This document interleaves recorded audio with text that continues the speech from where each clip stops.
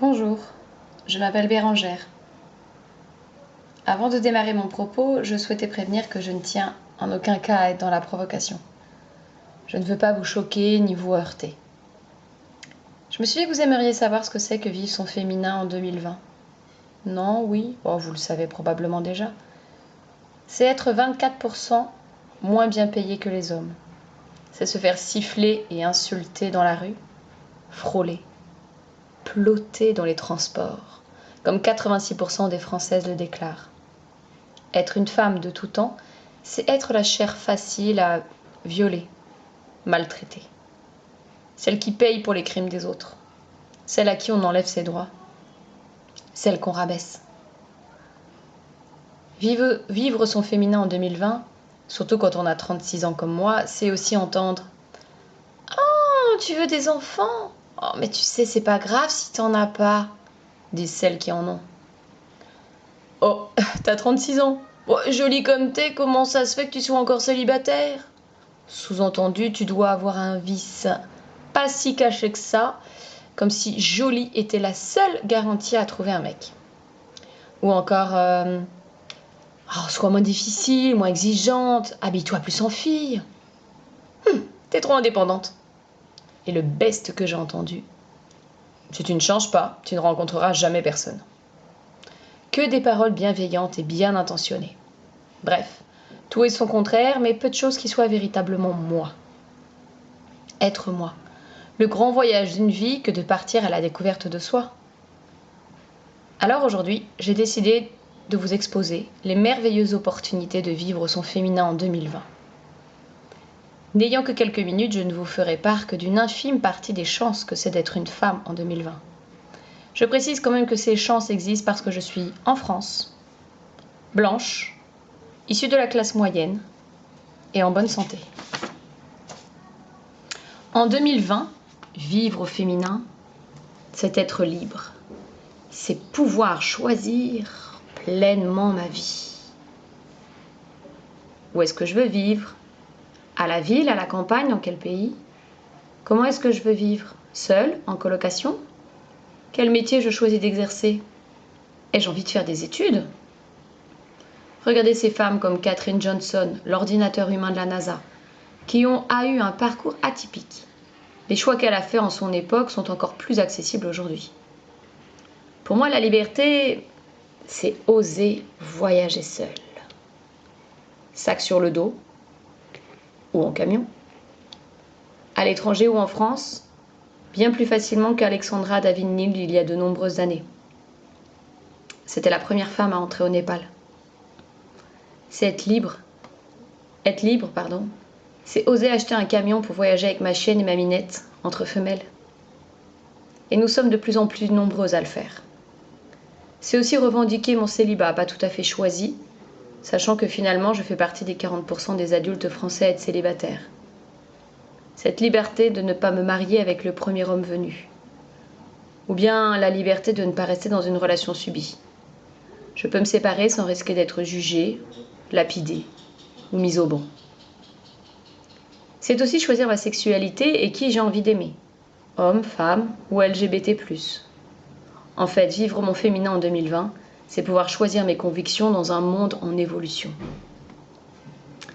En 2020, vivre au féminin, c'est renouer avec la sorcière en moi, la source des énergies féminines.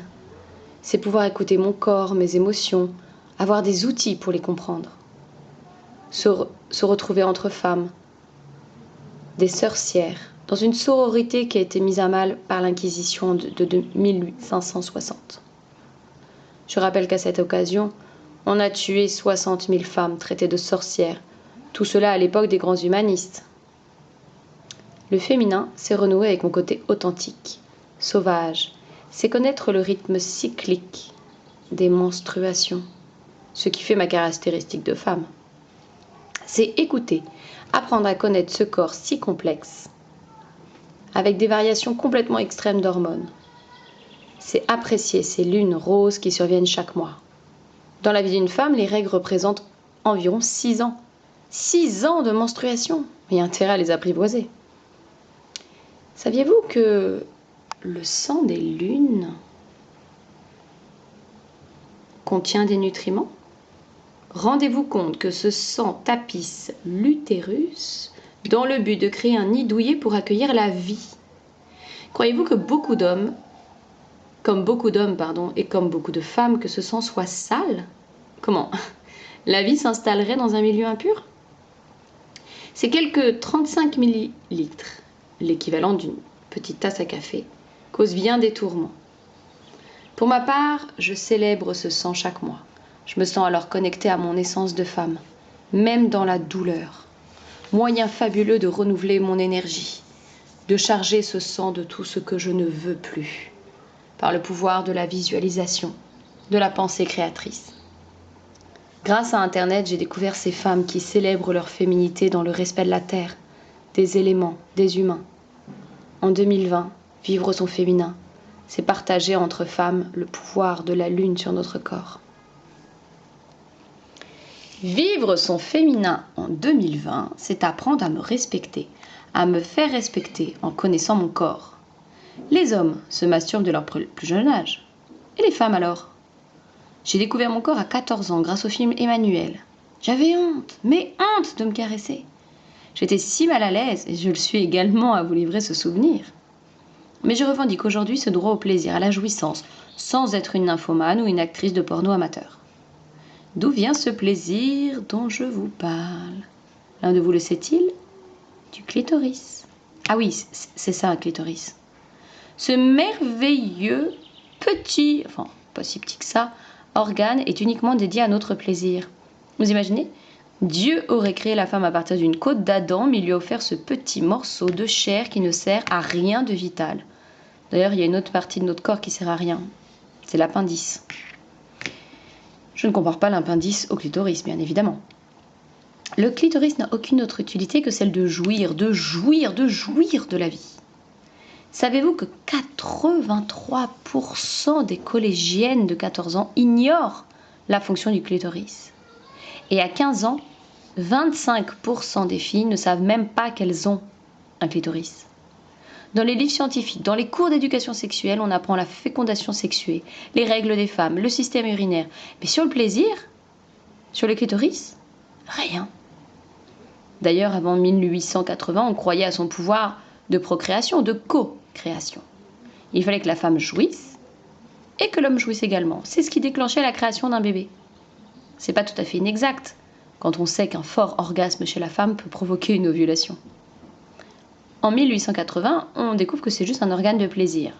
Freud passe par là et hop, c'est fini pour le plaisir. Et depuis, même dans les livres scientifiques, rien, mais rien sur le mont de Vénus ou gland clitoridien, rien sur les bulbes vestibulaires, les corps caverneux. Et pourtant, si cela ne sert à rien pour la reproduction, jouir libère tout un tas d'hormones. L'ocytocine, l'hormone de l'amour, la dopamine, la noradrénaline, une espèce d'amphétamine naturelle, de l'endorphine, de la sérotonine, des oestrogènes. Toutes ces hormones sont essentielles au bien-être et ce ne sont pas les hommes qui vous diront le contraire. Les hommes adorent voir leur compagne jouir. Ils se sentent champions du monde. Alors pourquoi pas en profiter? Ah mais attention, ne le maltraite pas ce petit clitoris, sinon il se cache sous son petit prépuce. Comme ton zizi, mon cher ami.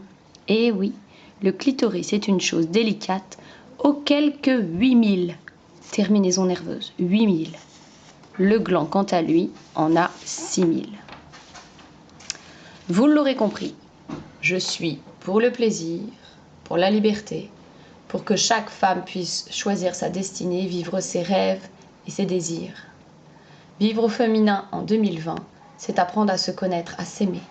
C'est chercher des alternatives au mal-être que notre corps peut exprimer. Accepter qui je suis, dans toute ma grandeur, dans toute ma fragilité, avec mes failles et avec mes forces. J'ai le choix aujourd'hui d'être qui je suis, sans attendre de l'autre. Pourquoi attendre l'âge sage de la cinquantaine pour commencer à s'aimer? Si je ne m'aime pas, comment puis-je être aimé par l'autre? Jésus aurait dit « Aime les autres comme toi-même ». Ah, donc il préconisait de s'aimer. Et aimer, c'est se connaître et s'accepter tel que nous sommes. Le féminin aujourd'hui, c'est avoir la possibilité d'être soi, d'être entièrement dans la bienveillance envers soi-même. La vie est un jeu, et je décide de jouer sans masque, d'être moi, juste moi. Merci.